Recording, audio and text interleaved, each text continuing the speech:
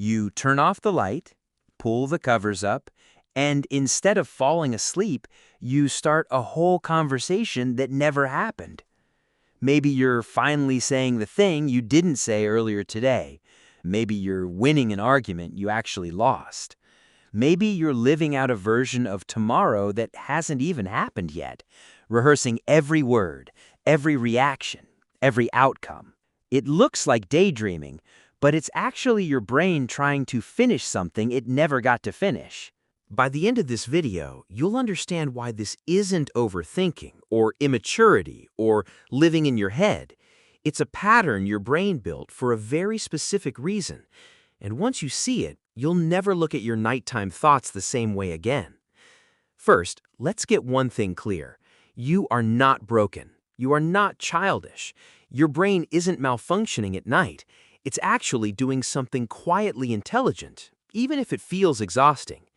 This happens because your mind is finally quiet enough to process what it couldn't process during the day. So let's talk about why this happens and where it really comes from.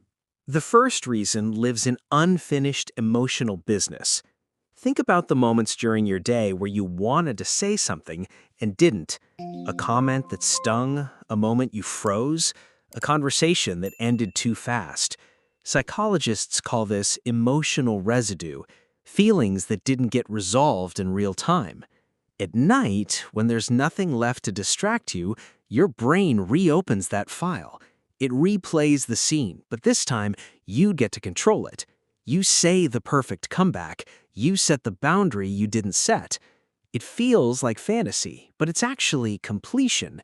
Your mind is trying to close a loop it couldn't close earlier. But here's where it gets interesting. This isn't just about the past. Sometimes these scenarios are about a future that hasn't happened yet. That's the second layer, rehearsal as protection.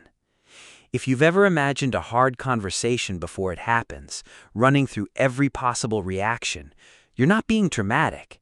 You're preparing your nervous system for uncertainty. Your brain hates being caught off guard, so it builds simulations, almost like a flight simulator for emotions.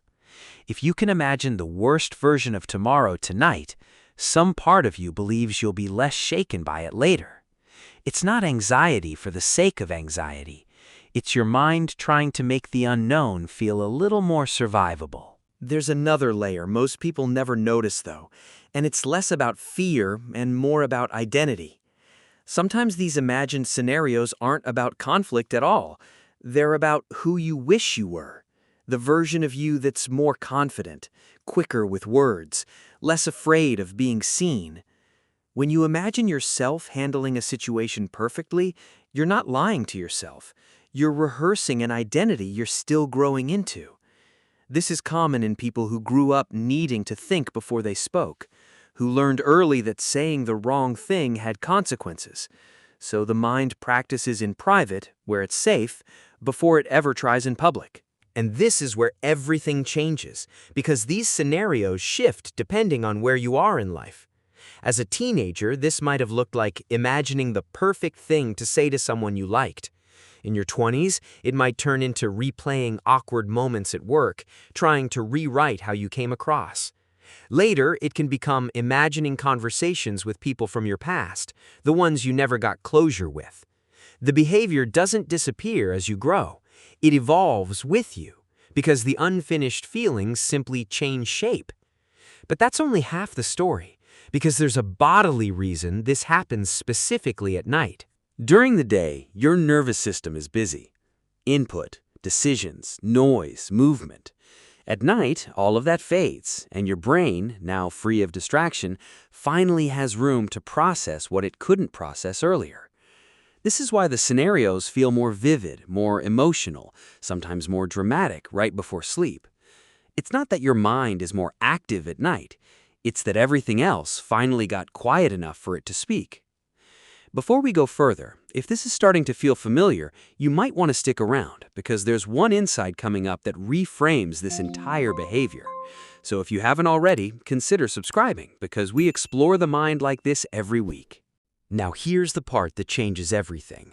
These imagined scenarios aren't really about the other person. They're not about winning the argument or saying the perfect thing or replaying the moment. They're about restoring a sense of control after feeling powerless. Somewhere in that memory or in that anticipated moment, you felt small, unheard, caught off guard, and your brain, unable to accept that feeling as final, rewrites the ending, not because you're obsessed with the situation, but because you're trying to give yourself back the power you lost in it. That's the real reason this happens. It's not overthinking, it's your mind trying to restore your sense of self after something threatened it. And once you see it this way, the behavior stops feeling strange. It starts feeling human. Think of it like an emotional workshop your brain builds every night. A private space where nothing is permanent, nothing is risky, and every version of you gets a chance to feel a little more whole before morning. It's less like overthinking and more like a nightly repair shop for the parts of you that didn't get finished during the day. That's also why it feels almost automatic. Not because something is wrong with you, but because your mind has learned that nighttime is the only time it gets space to do this work. So if you spent years quietly living out conversations that never happened, rewriting moments that already ended, or preparing for ones that haven't happened yet, you're not overreacting and you're not too sensitive. You're someone whose mind takes feelings seriously enough to finish them, even if it takes until midnight to do it. There's nothing to fix here, nothing to force yourself to stop doing. This is simply what a thoughtful, feeling mind does when the world finally goes quiet. If this felt like looking in the mirror, let us know in the comments what behavior you'd like explained next. Chances are someone else has been quietly wondering the exact same thing about themselves. And if you needed to hear that your mind isn't broken for doing this, you weren't imagining that either.